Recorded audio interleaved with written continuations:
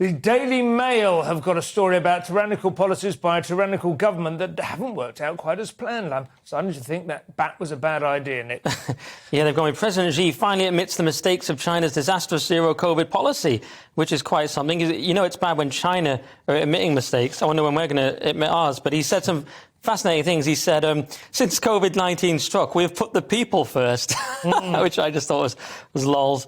And he says, with extraordinary efforts, we've prevailed over unprecedented difficulties. I mean, you haven't, because you've got all these you've got 248 million deaths now. Doesn't sound to me like he's admitting mistakes. I wonder if that's Daily Mail editorial. Yeah, that wasn't really the admitting mistakes bit. Okay. He says we've now entered a new phase of COVID response where tough challenges remain.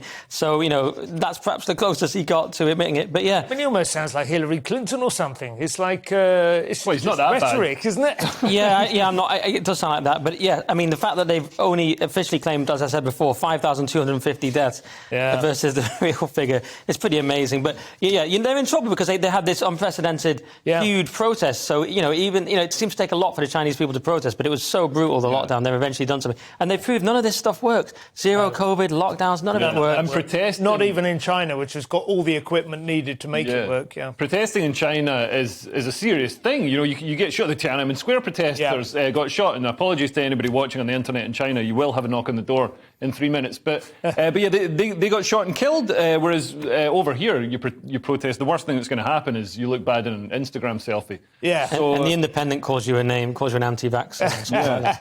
It was interesting, wasn't it, when they had the protests in China, a lot of people who have been very critical of anti-vaxxers in this country saw them as heroes. Absurd. The whole media praised it. Absolutely absurd. It is, I suppose you've got to say what's going against the government is, it always takes a lot more guts in countries like that. There is some truth to that. I suppose it was, there were some people who were just enjoying the day out in London. There was a bit of a feeling. I think the thing is, in China, we do recognise, obviously it is, I think, still the world's most populous country, although India may be closing in on it. In about a decade, I think. Yeah, but they have a lot of people, and if they did all rise up, it could get very sticky very quickly. If they'll stamp their foot at once. That's it. They come out with their saucepans and kill all the That's why they have those drones saying, give up your thirst for freedom. It seems to be quite effective. That would stop me. A thirst for freedom. I've been wondering what it was I had.